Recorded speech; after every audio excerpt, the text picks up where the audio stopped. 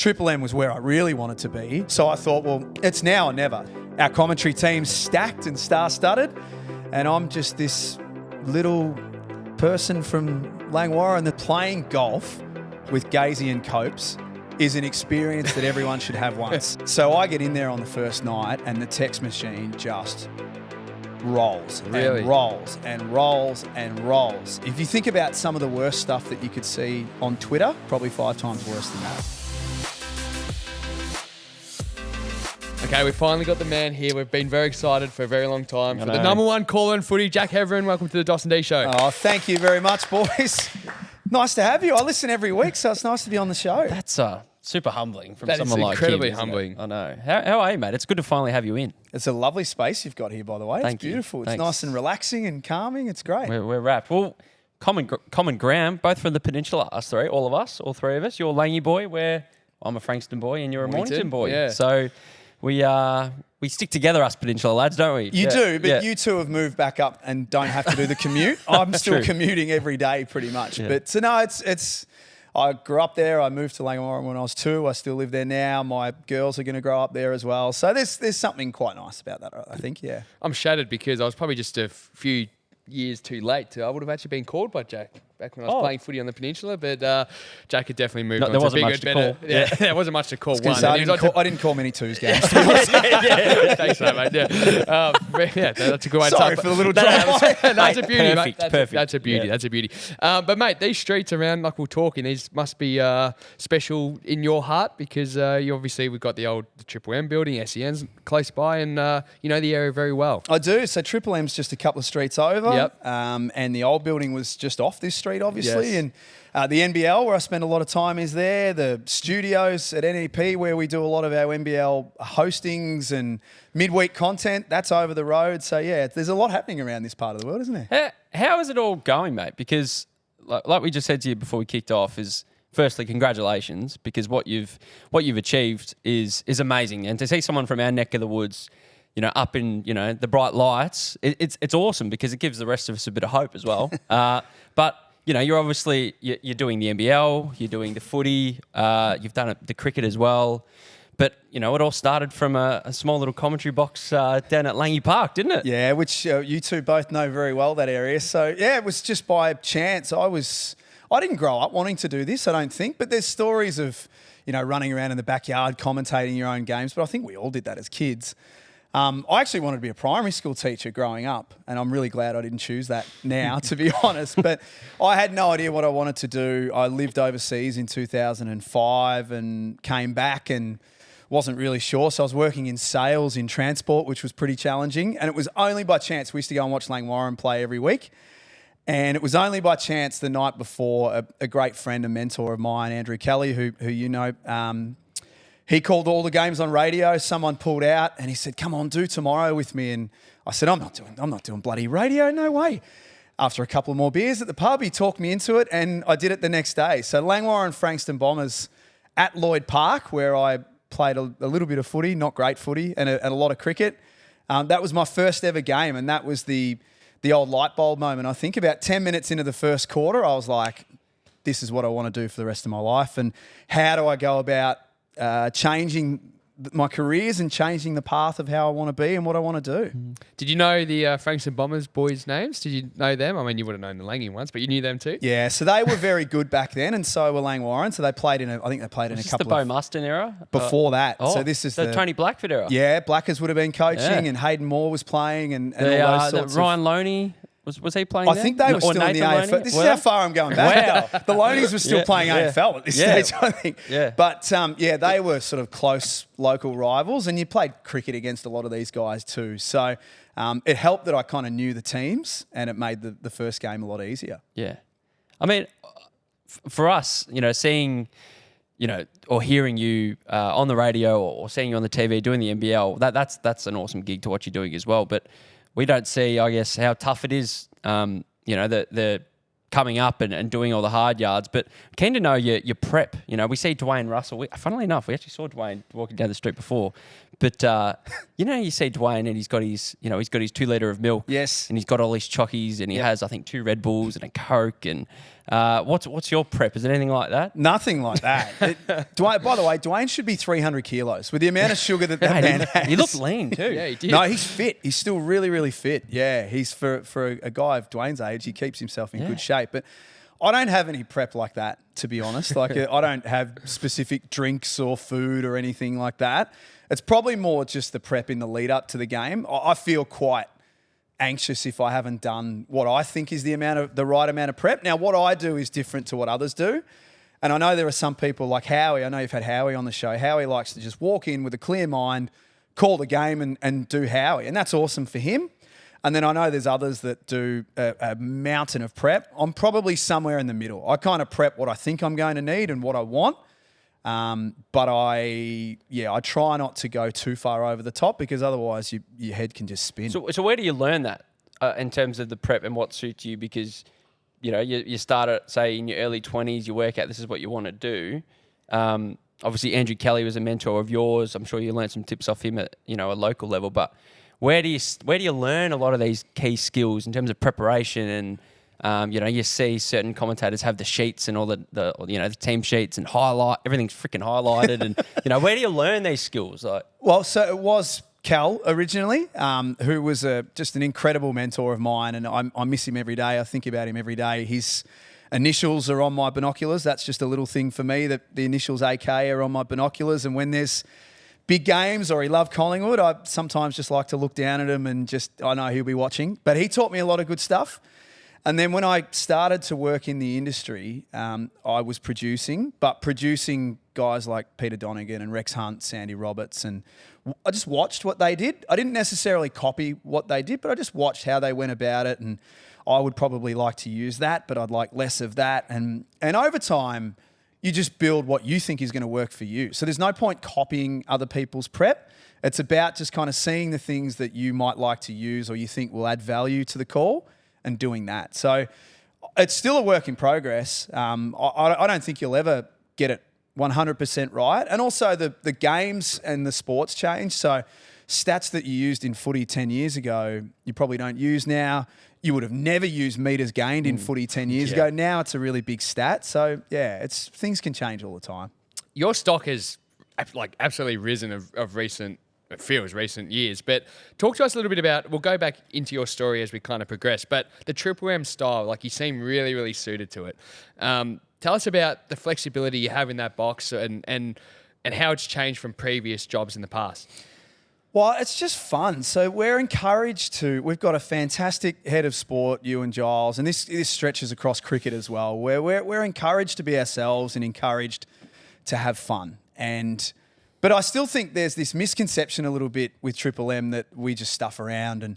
But I guarantee that when there are big moments in games, we're nailing it better than everyone else. Yes. So there's that blend of, okay, it's a 10-goal game or the ball's at half back and there's not much happening, but when it's business time, it's business time. And I think we do that better than anyone as well. So we're given room and we're given a little bit of rope, but I think it's also, a lot of it's to do with the casting and getting the right people around you. And we've got some just seriously, naturally funny guys and girls on the Triple M team. And I think good things just happen as a result of that, I think. You go. I was just going to ask, have you ever been told to rein it in, or have you ever had meetings or discussions as a team where someone's been told, look, we're trying to go too hard with this, or we're not enough flair, or is it just completely left to your own devices? I haven't personally, but I kind of also know where I sit in amongst that commentary team. I'm the least important voice in that commentary box, and I'm probably 9 times out of 10 the least funniest in that commentary box as well. So do your job. You've had some zingers lately. No. Once or twice a year maybe, but do your job and stay out of the way, or set these guys up and then get out of the way. So it hasn't really affected me too much. We're told, if the experts don't, scream and yell over the top of the big moments and the big calls and stuff like that. But I would say that every commentary box, footy, radio and TV probably have that conversation along the way too.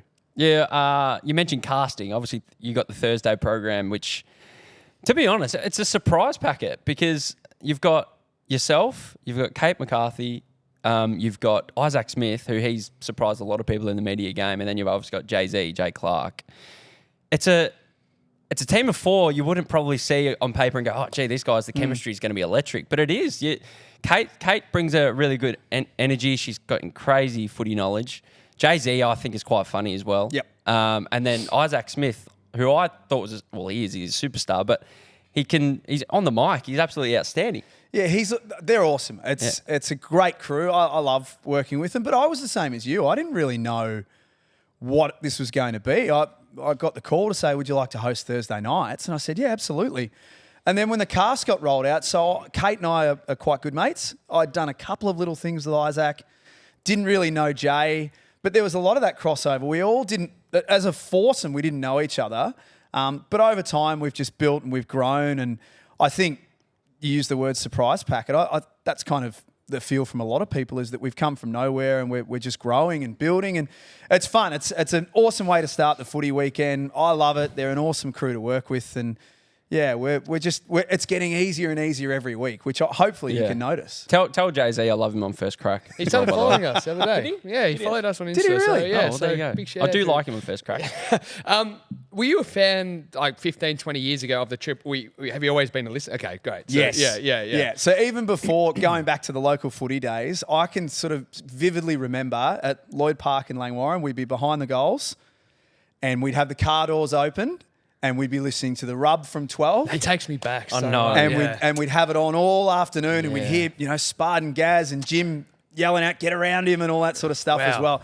So What a time. like, to be honest, being with Triple M now is, you talk about dream come true sort of stuff. If you had have said to me before I started in this industry, where would you love to end up? Triple M would have been number 1, hands down, every day of the week. So I would have swept the floors, got the coffees, done whatever to be at Triple M. So I feel really fortunate that I'm there now. Well, let's you talk about getting coffees. That's something we're both really interested in. I know a huge part of our audience are in that demographic where, they might be, in the infancy of coming out of school and they're working out what they want to do with their life. But unfortunately, we live in a world where it's everyone wants things now. Say it. In a hurry. We're in a hurry. We're in a rush. Yeah. We're entitled a little bit. Which that's okay because we grow up getting everything we need and everything we want, but in the real world it's not like that. So maybe share a little bit about the journey to getting to here, because you're not calling Thursday night footy straight after school, are you? You're buying coffees, you're producing, you're probably driving people to places, and you're doing a lot of jobs people don't hear that you've done. So maybe share a little bit about that journey. That is what you've just said is, for if there's anyone young listening who wants to get into the media, that is what you've just said there is absolutely the best advice, is learn everything. I got great advice when I was still doing community radio. So this is all unpaid. This is all volunteer. And the station manager at the time, Brendan Telfer, his name was, said, I'm going to teach you everything and you're going to learn everything, because you're going to need it later on down the track. So if you think that you're going to come out of uni or 1 year of calling local footy and be ready to go, you're not. You're absolutely not ready to go. I still don't think I'm the finished product now. So learn everything, do everything, say yes to everything. I know that's one of Howie's big ones, is say yes to everything, and just be willing to kind of put your pride aside and just think about the end game. So what you're doing today, going to the office at 7 o'clock in the morning and printing rundowns for everyone, that's probably shit. You don't really want to do that. Getting the coffees for people, that's not why you got into the industry, but just over time you can build and get more tasks and more opportunities and say yes to things that you wouldn't ordinarily do. One of the first things I did on camera was lawn bowls. I did 10 years of lawn bowls, and I didn't use it as an opportunity or as a stepping stone. Was it your pop or granddad that played lawn bowls? A little bit, yeah. He thinks he's a lot better than what he was. Okay. But he did play locally. I used to go and watch him play every Saturday when I was young and staying at Nan and Pop's place. But yeah, that was the first opportunity. And that's one of those moments where you say yes. I remember they said to me, I was at Croc Media at the time, they said, we want you to host a lawn bowl show and then it's going to skew into some TV. You've got two choices at that stage. You can either just go, I'm not doing bloody lawn bowls. Or you can say, all right, I'll have a crack at this and I'll learn the rules and I'll go and meet the players and I'll, I'll get my opportunities that way. So the first 2 or 3 years of Lawn Bowls were my first camera work and my first commentary work on broadcast. So you've got to look at things for opportunities and put your pride aside, because it does not start where you want it to start. Simple as that. Hope you're enjoying this episode with Jack Heverin, but we have to say a massive thanks to Fleet Plan Hire Solutions. Whether you're in civil, infrastructure or construction, you guys know the name Fleet Plan Hire Solutions simply because they deal with the biggest projects across the country. From earth moving and excavation to tip trucks and all machine hire, they've got all of it. That's it. And they're not just a supplier either. They deal with the compliance, they deal with the logistics, so you don't have to. If you want someone you can trust and someone that's really bloody reliable, head to fbh.com.au to find out more today. Back to the episode now with Jack Heverin. You told us off air about this phone call that you got that gave you your first Triple M start, and that's a little teaser. We're going to get to that. But I want to go just a little bit further back, go into the SDN days a little bit and kind of what you did there. I mean, it was really fascinating to hear when you took over from Finey and the abuse you copped, because, I mean, they're big shoes to fill. So maybe we start there. Tell us about what happened in that period at SEN, and take us through that moment in time. It was kind of like a whirlwind. So I started with Croc Media in 2011. That was my first job, and very, very grateful for the opportunities that they gave me. And they've grown to obviously now be the sports entertainment network, and they're huge. So I was with Croc Media in 2015. An opportunity come up to do a digital sports radio station, Eon Sports Radio it was called. It was absolutely worth doing, and I got to do breakfast with Bianca Chatfield, and it was a chance worth taking. Problem for me and all of us involved was that it was a total shit show in the background. It was a disgrace the way that it was run, and it went out of business really quickly and did a lot of damage to people in the meantime. So I was kind of subcontracting a little bit to Croc Media, calling some footy and doing a few things, even to SEN at that stage before they were bought by Croc Media. I was doing Saturday nights and all that sort of stuff. And then the purchase happened not long before Christmas, and I got a phone call December 28, I think it was, from Craig Hutchison to say, can you come in for a meeting? I want to talk to you about something. And we met on the 2nd of January, and I was offered the evenings gig. And my first question obviously was, well, what's happening to Finey? And he said, oh, look, we're going in a different direction and all that sort of stuff, but we want to do more live sport in the evening show, and your role is kind of a mix of hosting and commentary, et cetera, et cetera. Right. So to cut a long story short, the show started in 2 weeks' time. And what you had going on in the background, though, was daily Herald Sun and media reporting on what was billed as a takeover of the SEN, old school SEN, to be purchased by Croc Media. And it was brutal. And so just to set a scene, so this was like Finey, David, like Yox, Schwartzy, Kevin Bartlett, like all these staples for years and years and years, all of a sudden just gone. Yeah, basically. and that's like when you purchase something, it's your right to do whatever you want with it. Yeah. So you don't necessarily have to agree with it, but that's the direction that they wanted to take. They changed the drive show. They changed the evening show. They brought Jared Waitley in as sort of like the big move, which was a great call by them.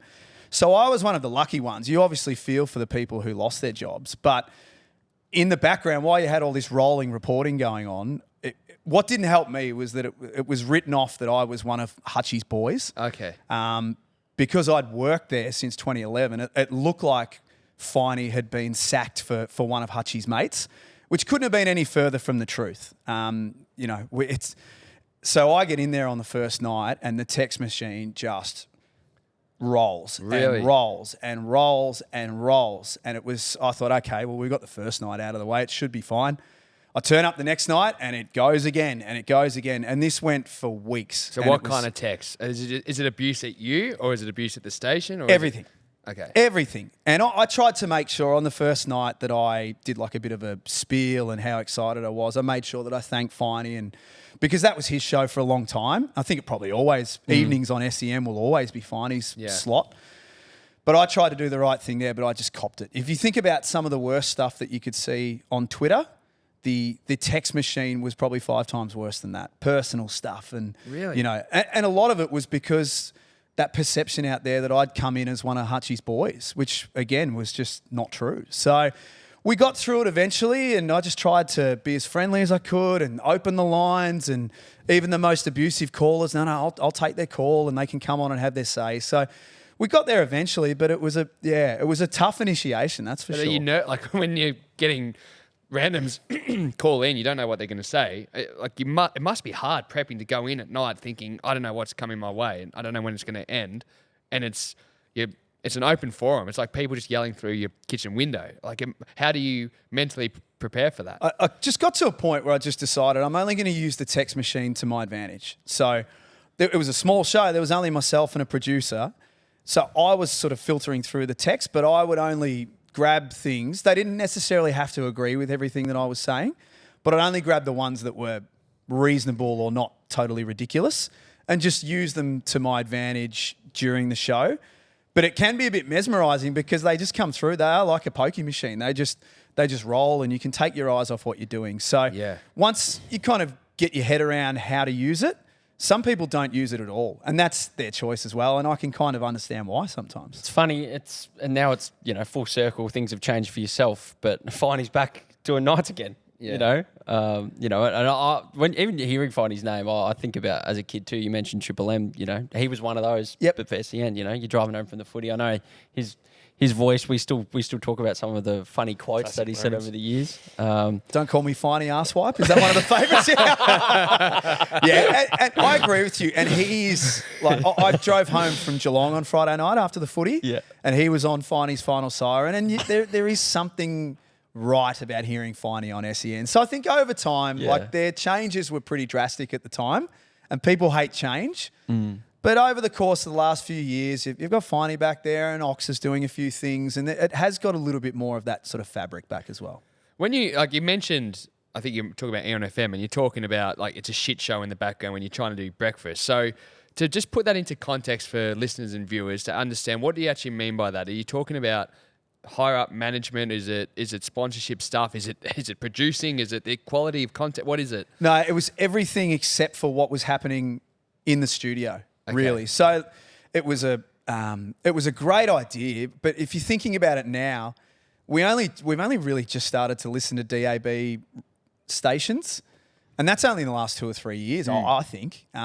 So 2015, I just don't think Australia was ready for a digital-only sports station. Like all of my mates would say, how do I listen to this show? Where do I find this thing? Yeah. They weren't standard in cars and all that sort of stuff. So we tried our hardest, the on-air and the off-air team. Like it was a small group, but we did the best we could. But in the background, I kind of cottoned on after a couple of months. I'm like, we haven't got one sponsor for this place. Like it came in with all these bells and whistles and we're going to do this and we're going to take on the world and we're going to take on SEN, and sort of sitting there thinking, oh, okay, well, we'll just see how this goes. And eventually there was just no revenue coming back the other way. So who's funding it at the time? Is it coming from owners? Yeah, there was a few different owners involved. Okay. I won't name them. No. Just I don't want to get you boys sued. So I won't. And a couple of them are no longer with us. But it seemed as from the background, and you were getting different stories from everyone, and they were starting to play us all off against each other. And you talk to one person in management or owner, and they'd say one thing, and another would say another. So it was nasty. It got to the point where by Christmas, people weren't getting paid. Like we were just not getting our money, and a few people bailed out at Christmas, which I wish I had have done the same thing. I stayed until the very, very end. How long was it until the very end? Well, this is the thing. It went 6 months. Yeah. It felt like it went 5 years. The whole thing was from start to finish. I think we started in July and by the end of January, we were done, basically. Yeah, okay. We came back after Christmas after a 2-week break. We didn't know until the day before whether we were coming back or not. And we came back, and where the studio was like a storeroom, and they'd moved all of our stuff into this small room, and it was just a mess. And thankfully, most people got not all of what they were owed, but got a decent amount. Not to make it about me, I got nothing. So I got torn up for a lot of money in the end of unpaid wages and stuff like that. So this is all part of the journey. We were talking about how not everything is linear, and that was a setback. Like for me at that time in my career, that was, I knew we didn't do anything wrong. We did the best we could, but that was a real kick in the guts around that time. Were you with your now wife at the time then? No. I was going to say, because you say that, you're willing to do that and it's okay, but it's a bit different when you've got, a wife or a partner and kids, and, you're trying to, I guess, explain that to them when they might not understand that that's part of it? Yeah, I was Okay. single at the time, living in an apartment in Elwood, so life was okay, but I was less than 6 months away from buying a house. Okay. And then that happened and I couldn't do it because it's not only what you're owed, it's the money out of your own money that you have to spend to live. So that set me back from buying a house like 4 or 5 years, which was a bit annoying. Yeah, for sure. Does it take your reputation, not for anything you're doing, but just being associated with something that eventually goes under? Like, does it affect you or not at all? A little bit. It affects your pride because even though we knew we didn't do a lot wrong, you're thinking, well, what could I have done anything different? Could I have done anything more? But it was not our fault. And I think within the industry, I think everyone kind of knew that this was a sinking ship pretty quickly. So if anything, the fact that I stayed until the end, I think might have helped my cause a little bit. Yep. That people probably felt a bit sorry for it, to be honest, and gave me a bit of work to try and help me out a bit. So when's that phone call then to get the dream gig with Triple M where you are today? Because that hearing you talk so passionately about, that's what you wanted to do. You listen to these guys. It's the people's channel. We all love it. Like when you maybe explain the phone call, because to me like that.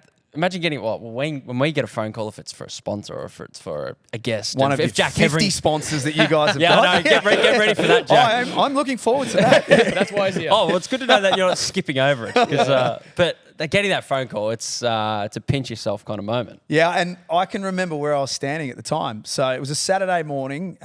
My time at SEN had come to an end in sort of late January, February that year, and it was quite sudden.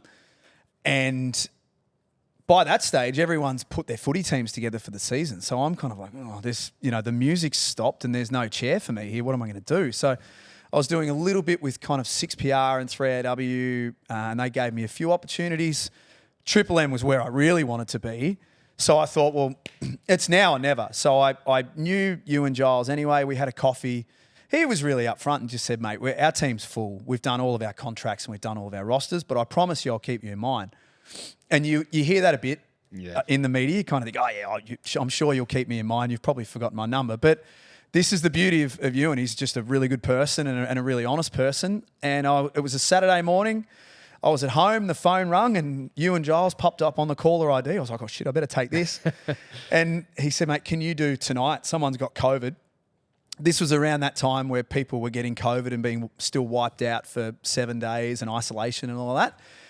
He said, can you call tonight? So I was like, absolutely I can. So I'm like, all right, I better print off the team sheets and do all my prep and all that sort of stuff. And that's almost the most nervous I think I've ever been in all my time in the industry was that particular game, driving in to do, pretty sure it was Western Bulldogs St Kilda at Marvel. It was the first time I met Daisy, and Tim Solly was on that call as well, because I'm like, well, I might only get one chance here with Triple M. Like, this is big business. So yeah, I was pretty toey before that game just to try and get that one right. Do you feel ever that imposter syndrome? Like that in that situation, you mentioned Daisy, and I think you come in as this. Me personally, I'd be like, I don't feel quite. I don't know. I could be wrong, but not that you're not worthy of it. But do you feel that imposter syndrome early days when you step into there? That time I did for sure, because you walk in and I'd called with the one place for a long time, so it kind of felt like going to a different school. Like I knew the commentary boxes and I knew where everything was, but it felt weird not walking into that box and walking into this box and all that sort of stuff. But yeah, sort of sitting down and hearing the intro and the Triple M stickers and everything, you're kind of like, wow, this is actually real. This is actually happening. So I better get it right because I might not get a second chance at this. And then after that, what'd you say? 2 weeks later, you're caught up again. Yeah, I did that game and I thought, okay, well, I don't know what happens next. But it was still, like I say, it was kind of still around that COVID time. So you could get a call anytime to do a game, and got another one in a couple of weeks and then did another one the next week and probably did 8 or 10, I think, for the back end of that season. And then the following season was sort of added to the roster a bit more permanently after that. So you're like a subcontractor in this sense? Yeah. Yeah. Okay. So I subcontract to everyone. Okay. It's set up in a way that my brother-in-law, who's my accountant, he knows what's happening and I trust him. But Yeah, that's kind of the way that most people in the industry do it now, is to just subcontract that way. Yeah. Okay. Makes sense. When it comes to the actual calling, what has there been a blunder, like a blunder that you've made throughout your whole entire calling journey that you'll never forget? Oh, heaps. Heaps. Yeah. There's a few that stand out, and on Triple M we play them flat out every single week. You can't get away with it. When someone makes a blunder, it's your turn to cop it. So I think the one that stands out, I don't know why this one stands out in my head, but I was calling an AFLW game for Fox, and the St Kilda captain is Hannah Priest, and for some unknown reason on this particular day, 5 times in the first half, I called her Rachel Priest, who's a cricketer, because I've done a little bit of WBBL in the past, and it kept happening. And every time it was happening, I'm like, stop. Oh, so you knew you were doing it? Yeah, I did. Yeah. I mean, it was around that time we had a young baby who wasn't sleeping, and on that particular day, the cognitive function was off. Well, it's funny. I can remember she's a horrible sleeper. She woke up at 2:00 this morning, and I had to drive her from my place. She'd only sleep in the car. So I drove her from my place to Rosebud. So you two will know how far. That's about 45 minutes. It's a lovely drive. Yeah. Not at 2:30 in the morning. It's not. Yeah. And then turned around and had to come back home again. And of course, by then you're awake for the day. So I was a bit short on sleep and got a little bit of abuse on Twitter from some St Kilda supporters. But I don't know why. For that reason, on that day. So Hannah, I'm very sorry if you're listening to this, but it just kept happening. Well, there was one recently I saw on Instagram, and I loved it because Izzy Smith said, "It's the first blunder I've seen Jack ever make in the whole over a year that we've worked together," which says a lot, though, mate. Like, I know the one you're talking about. What was that one? Yeah, so there was Come on, Sammy. Put Sammy to the test. Come on, Sammy. There's pretty sort of hard and fast rules with the play-by-play commentators in footy about when you change and how you change and all that sort of stuff. And I don't know why. So there was someone had been hit up on a lead, and Nath Brown was calling that particular passage of play, which includes calling the shot for goal. And for some reason, I just started talking. Yeah. And everyone sort of looked at me, and I looked at Nathan and went, "Oh, shit, sorry." I think you said one word, and then you realised you're like... And I knew straight away. Yeah. But because we've got cameras everywhere in the Triple M box, I thought Jasper's going to have this up by quarter time. And it was, and rightly so. But it was just a total stuff-up. Some of Nathan's blunders, though, I think they're the funniest. Like when they play, that segment on Saturdays with the nuffy ones, like that whenever Brownies gets brought up, when he tries to speak too quickly.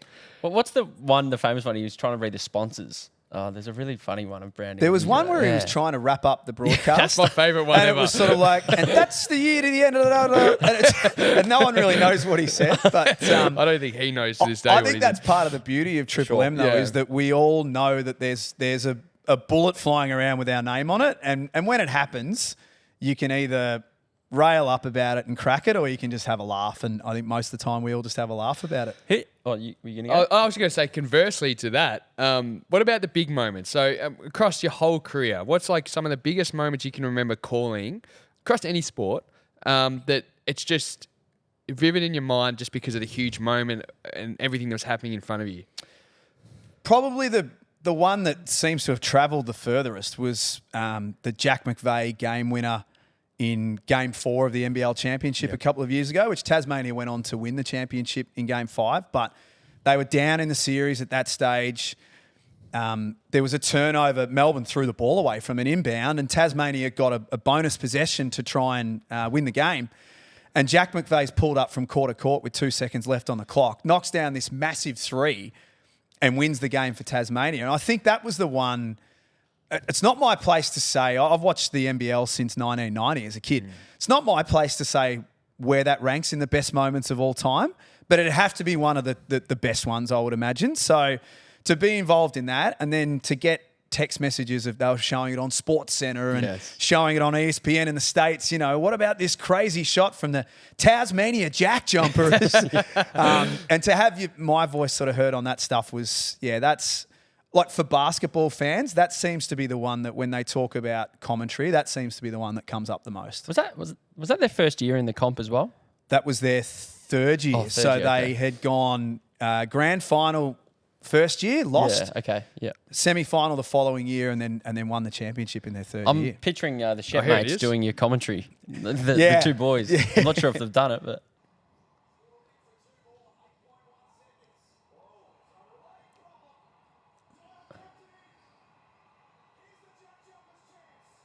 Oh. In Melbourne as well.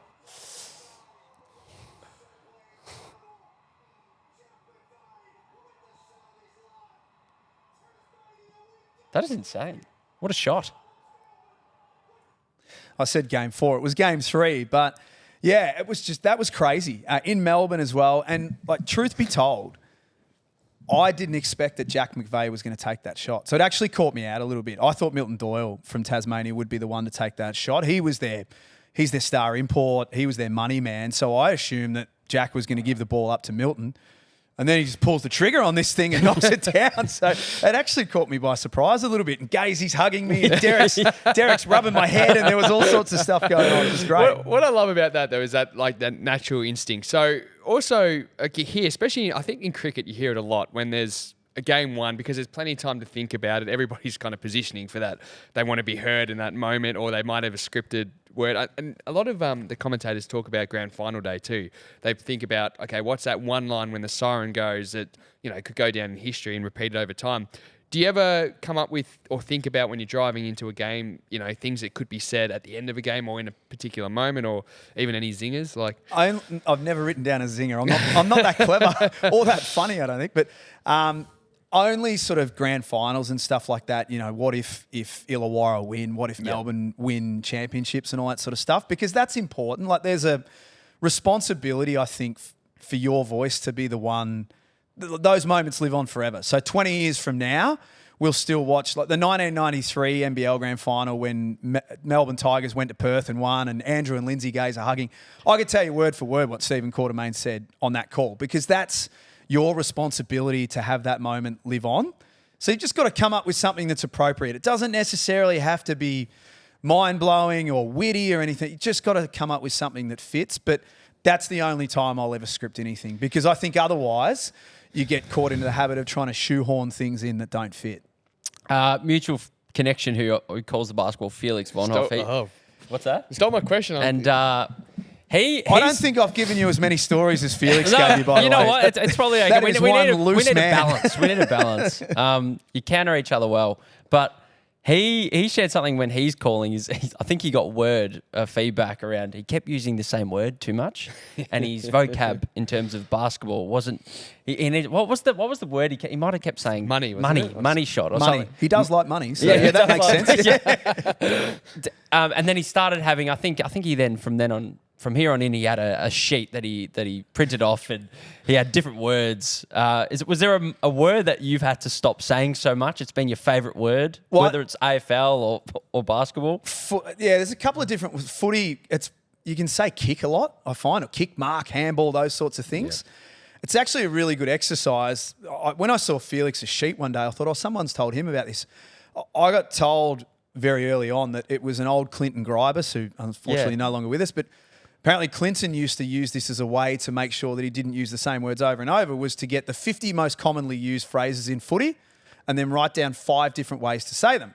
All of a sudden, your vocabulary's grown to 250 words, and the brain works in mysterious ways, and you've just sort of naturally got more words that you can use. So I did that early on, and I reckon maybe once every 2 years I'll sit down and just do it again, even if you know them all, and try and add more, because it is hard. You can say the same. Cricket's another one. For radio especially, you've got to keep coming up with different ways than just saying, Smith bowls.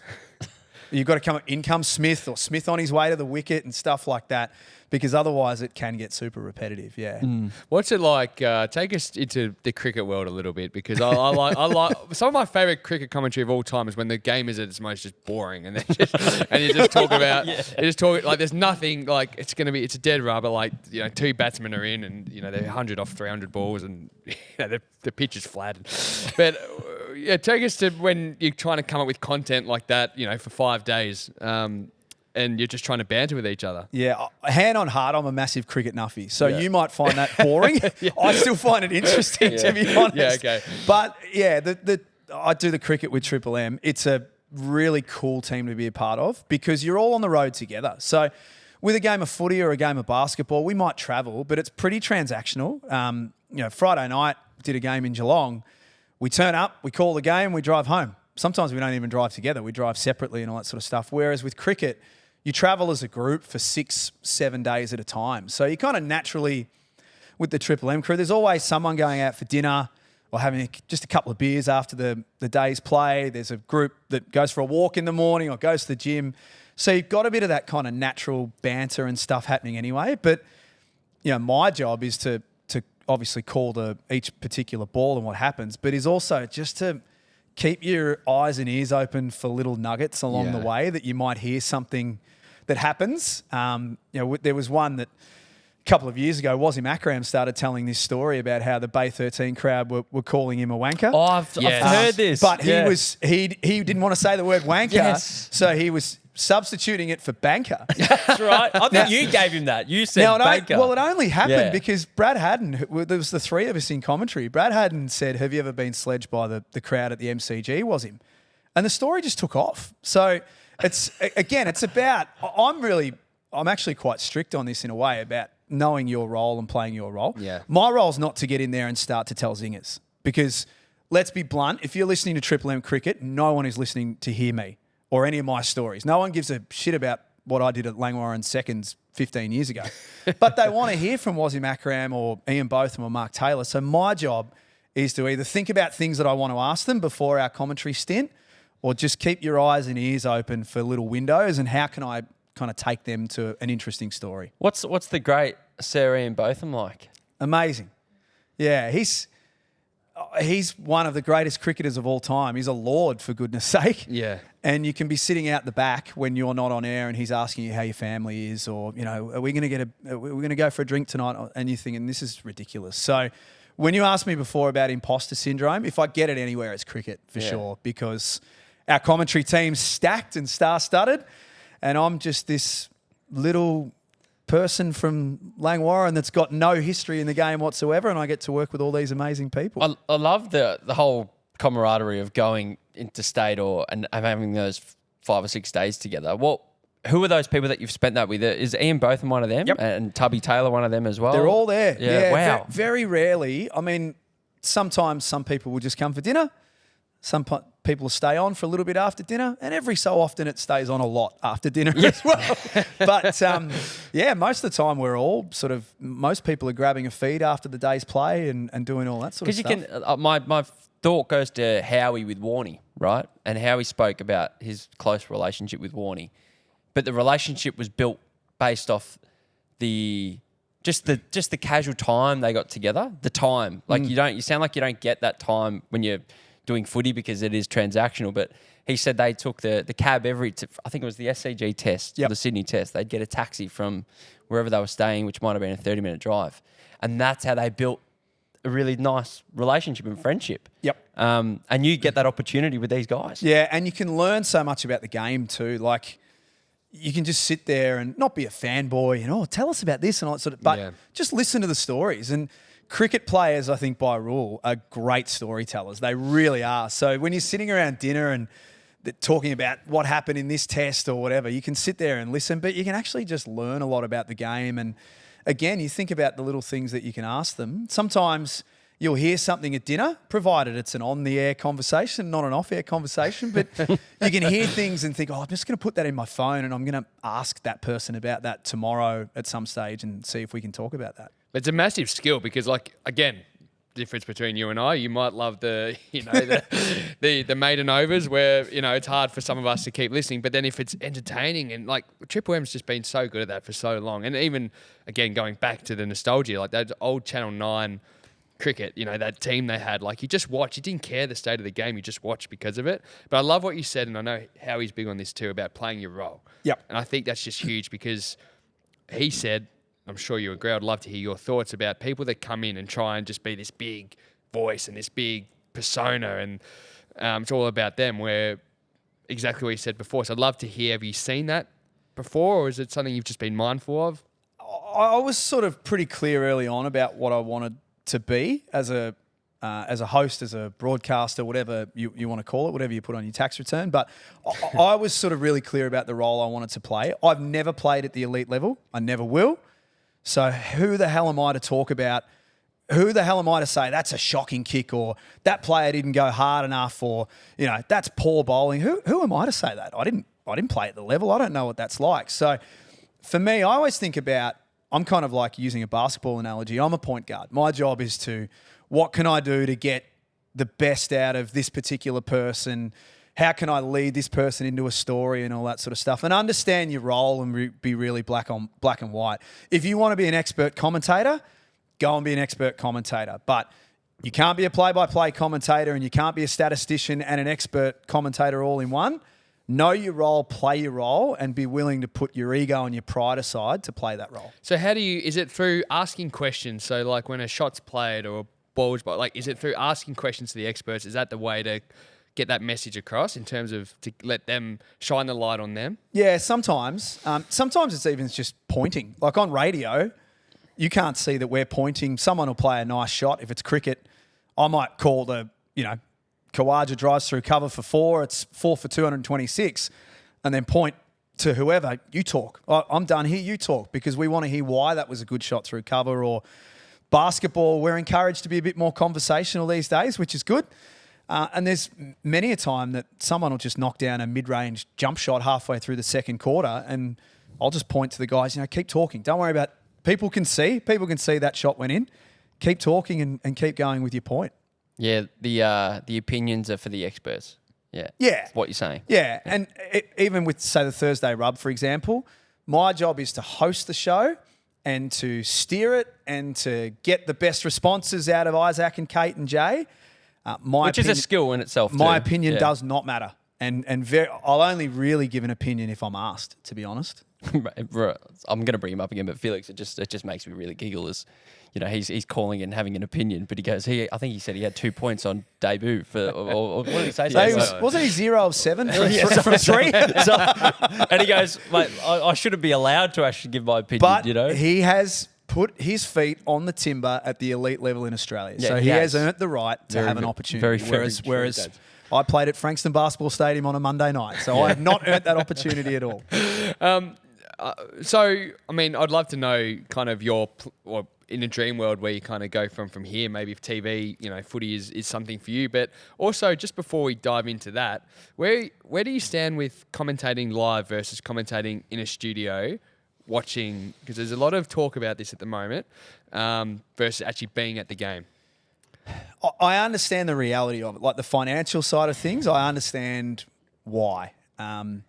It's never been more expensive to produce radio or TV and put it together. Broadcast rights cost a fortune now. So if you're a Seven or a Fox or one of these broadcasters, you've got to pay all that money to get the rights, and then you've got to pay all this other money to actually put the show on. It's a lot. So I understand why. I think the NBL, where we're going is really great. When I first started 6 years ago, we called every single game from the studio. So I don't think I did a game in venue for the first 4 seasons that I was involved, or 3 seasons I was involved in commentary, because that was the financial reality of the NBL at that stage. Now, over time, we've gone from doing we did the grand final series of Sydney and New Zealand a few years ago back in the venue.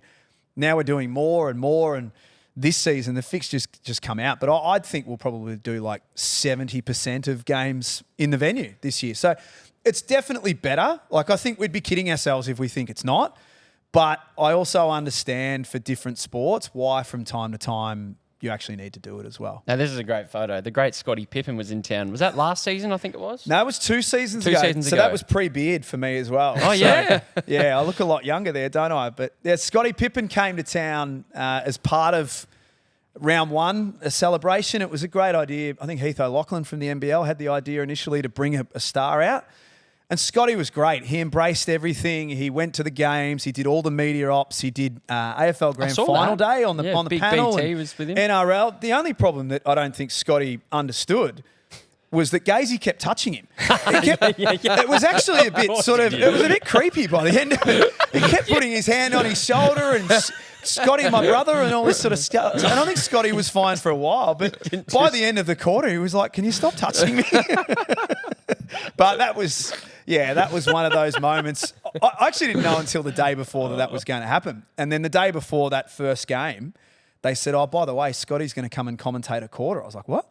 They said, yeah, we're going to Liam Santamaria, unfortunately, got the lemon and sauce for a quarter. Just jump out, Liam.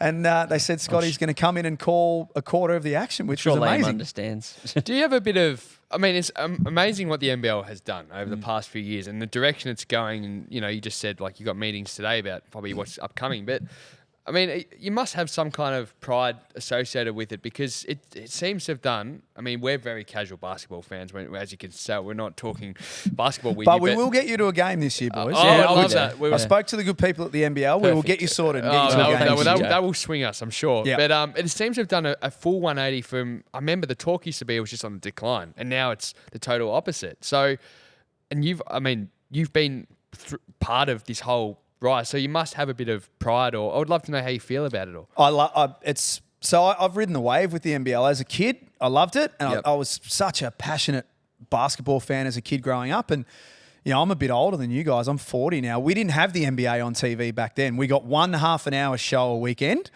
and that was it. So if you wanted to watch basketball in Australia, you watched the NBL. So I wouldn't use the word heroes, but I was a fanatical Southeast Melbourne Magic supporter. I loved Brian Gorge and I loved Jason Smith and Frank Drumick and Tony Ronaldson, names that probably mean nothing to you. I know Brian Gorge. But then I saw the NBL completely go to the dogs for a while, and I think we all felt a bit sad. But now you look at it, it's just getting bigger and better. So I feel really fortunate that as a kid I loved footy, cricket and basketball. I feel really fortunate that I get to do all three of them now from a work sense.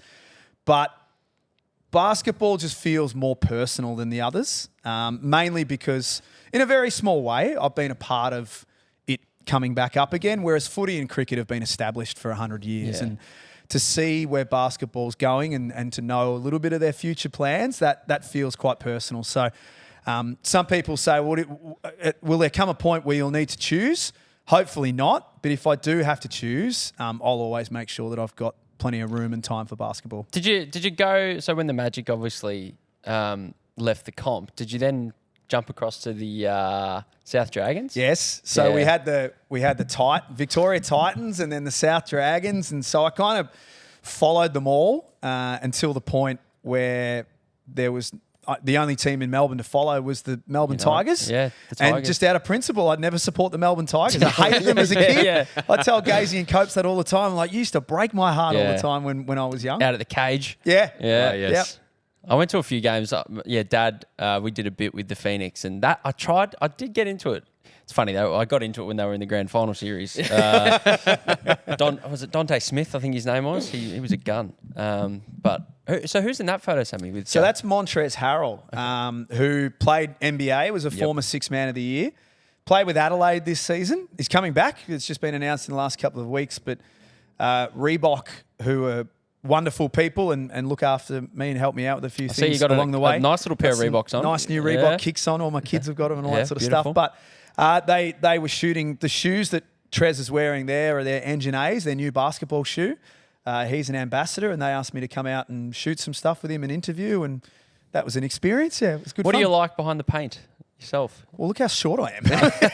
I'm like 5'7" or 5'8" or something like that. So I loved playing it as a kid, but worked out very quickly that it wasn't going any further than domestic basketball at the FDBA. Yeah. Now, before we move on completely, do you have any Gazy stories? Because Felix, I mean, again, stuff we can't share on air, unfortunately, but we told you we had breakfast with him just as a catch-up about a week or so ago, and again, we asked for some dirt on you. There was nothing, so that was great. Thanks, Felix. Good. But, yeah, good. That's a positive. Good. But do you want dirt on Felix? We can do another episode. Yeah, if we want to cancel ourselves. Stick around for dos&d up late. But he had some phenomenal Gazy stories. But do you have any from that you've seen?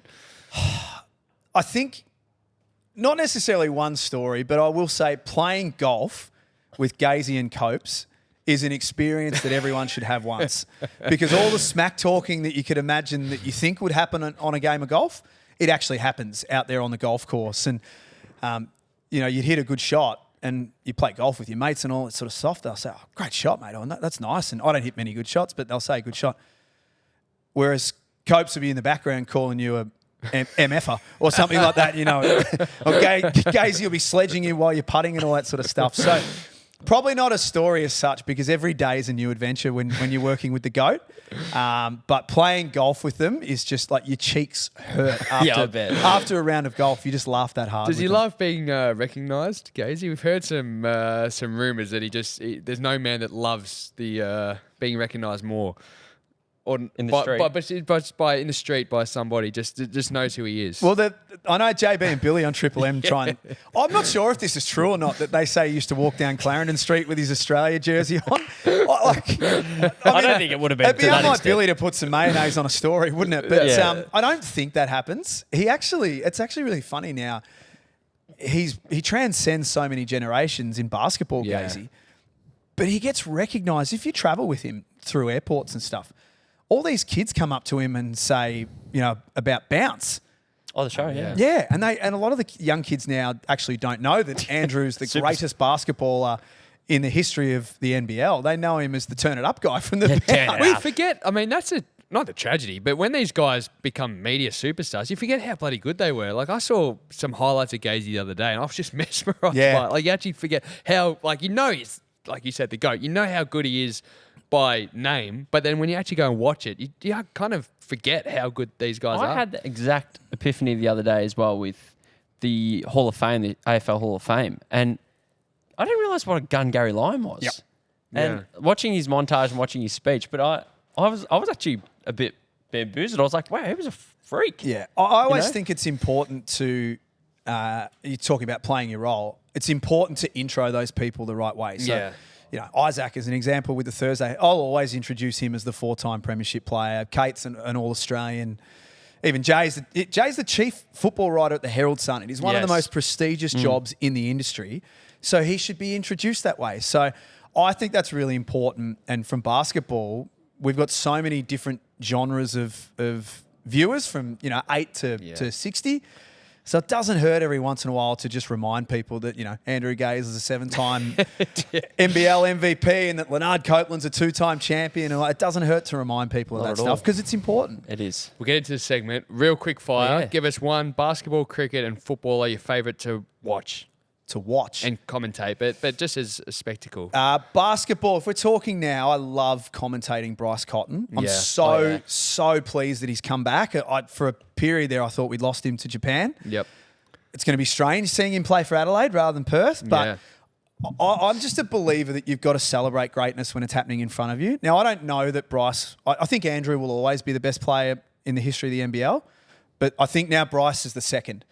So why not celebrate that? And I know that some fans have sort of written on social media that I've frothed for him a little bit. I don't care. I'll continue to celebrate greatness and his greatness. So I love a game where Bryce just grabs it by the scruff of the neck is like no other. From a footy point of view, I loved Buddy Franklin. Yeah. Like there was just something... You're a Hawthorn man? No, we'll get to that. No, but I just loved...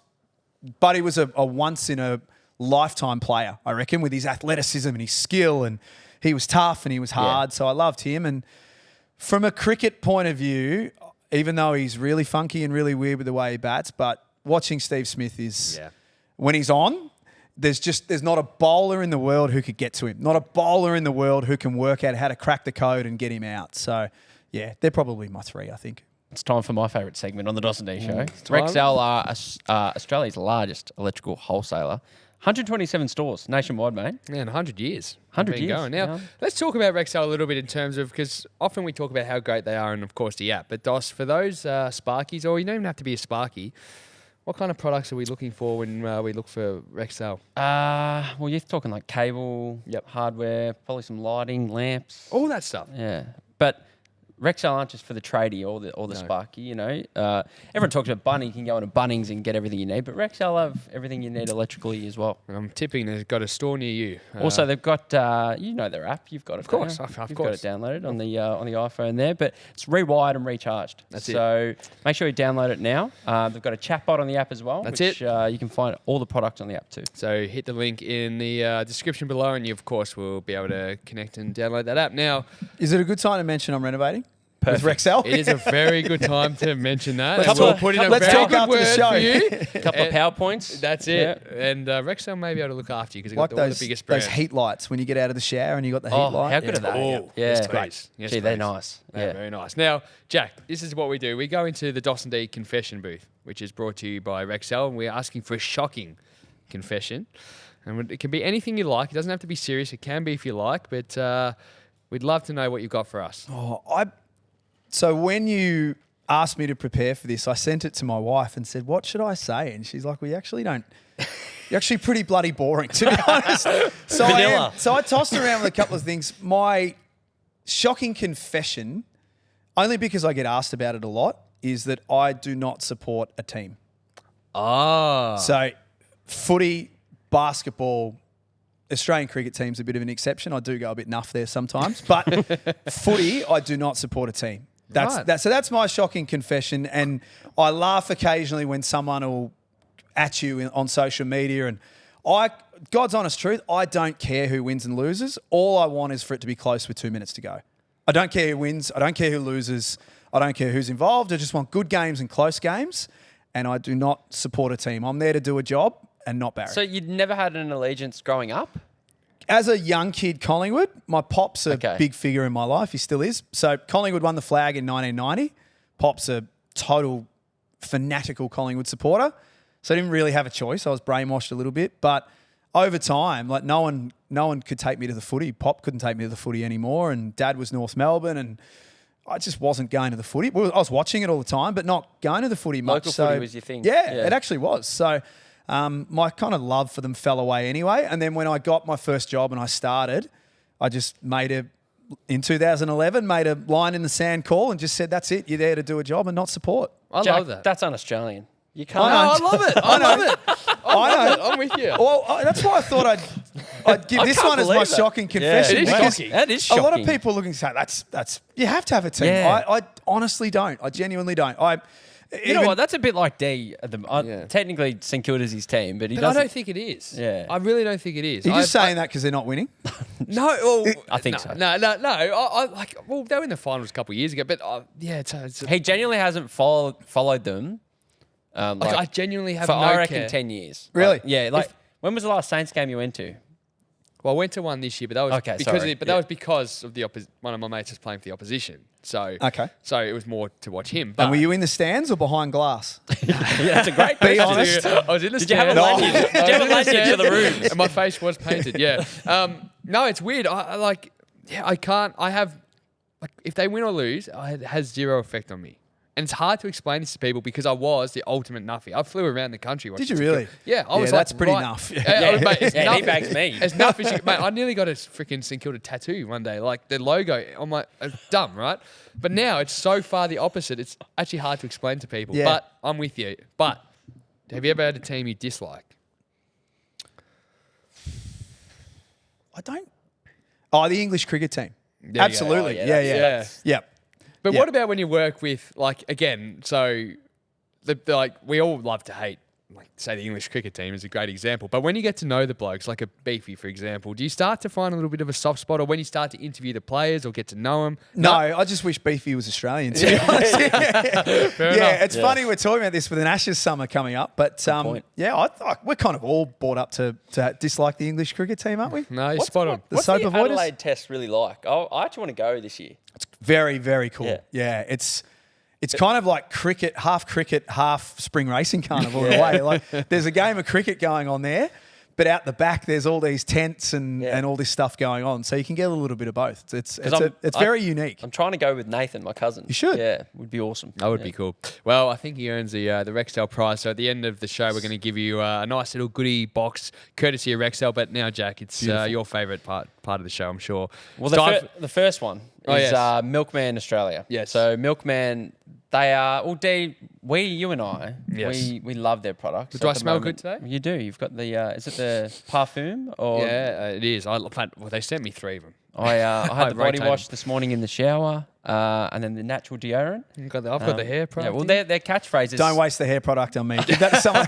Give that to your next guest. So, smell like confidence, not chemicals. Yes, and I like it. that's the Milkman Australia way. So, to bring it in, bring it in, Sammy. Oh, Sammy. Jack's got the body wash, beautiful. and I think there is the. Is it the hair cream? I think there might be some. You know what we might do? I'll give you that one back. No, we'll send some other stuff to you, Jack, as well. So guys, head to milkmanaustralia.com. Use the code dos&d for 20% off for all your Milkman products. So You'll be smelling good though in that commentary So Milkman, I like that. all different types of body wash. They've got the natural deodorants, different types, different scents. Some shaving cream, which you love, and then. I think we got the boozy body wash too. Yes, I saw that. That looks good. Yeah. That looks very nice. Be nice and fresh in that hot Australian summer when you're in the commentary box, mate. And you can send Beefy Tell their you way what, too. Milkman have been so good to us, haven't they? They've been with us for nearly a whole year now. We love them. We love them. We love them. We also love our next sponsor, which bring out the Mitch Dowd / Russell Athletic. There's more? Oh, mate, there's always more. There's always more. Don't pretend you don't know. Do you want me to come back next week? Let's explain Russell and Wow. Mitch Dowd, because I reckon people get a bit confused with the two. They do. So for the last 3 months since they've been on board, we've been talking about Mitch Dowd. Now, Mitch Dowd, we're talking the comfiest bamboo undies that's going Mitch around. Dowd, the best in all things underwear. Yes. Now, Russell Athletic, everybody knows Russell. They've been around since Adam was a boy, I think. And I'm actually wearing the Russell Athletic sweatshirt at the moment. This is a classic American style. And we're sending Jack home. So if you have a look in there, mate, I think you got a matching track pant in there. Fantastic. It's the right time of year to be getting perfect. tracksuits and jumpers, mate, isn't and it? in there, there should be some socks for you, some There jocks is. in there. So there's a bit of Mitch Dowd and Russell There Athletic. is. So guys, if you head to mitchdowd.com, It's so heavy. There's so much in it. With the socks, my 5-year-old Maggie buys all of my socks. We go to the shops and she chooses the patterns that she I likes. noticed the flamingos. Flamingos on Yes. today, so I just had a look. She's going to like those. She's gonna like them. She'll be happy with them. well, guys, if you head to Mitch Dowd or Russell Athletic, you can get 40% off. And they've got a sale at the moment too, Dos. And you and I made the most of that the other day. I back the chuck in.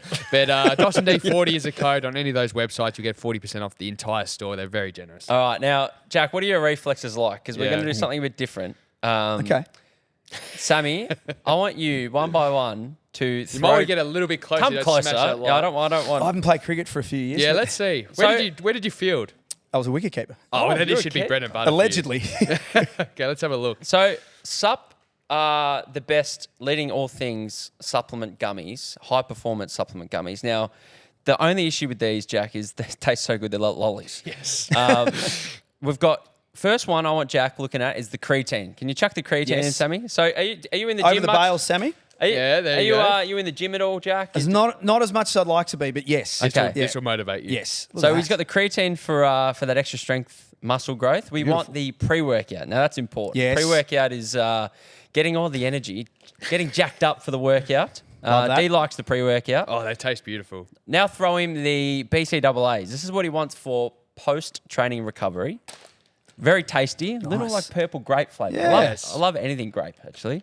He's got another creatine, I think, as well. Which, geez, you better Gonna be really careful bulk here. up for summer. And then the L-carnitine. These are my favourite. I went through these so quickly. Thank you, Sammy. What's it funny? Jeez, he's gone home more than anyone else before. I don't know what I'm going to do with all know, this stuff, to bloody be honest. hell. Mate, you got to eat them, and trust me, when you have one of them, you won't be able to stop. Now, They're guys, head to beautiful. supplements.com. 30% off. Use the code dos&d. So they don't just do all these; they also do magnesium as well. Yes, which I is definitely really nice. need that. We should have Yes. got you some of that, Collagen? and the collagen too. Yep. So make sure you head to supplements.com. Yeah, they're beautiful. All right, and then of course the dos&d goodie bag to round it all out. This In is there- incredible. In there, mate. There's I walked here. How am I going to get all this stuff home? There's our great Wow. naming right partners, Fleet Plate. Oh. There's a little goodie box from Rexel. Wow. So there's some good stuff in there. Some chocky in there for the drive I like home too, chocolate. mate. Yeah, So beautiful. I like chocolate.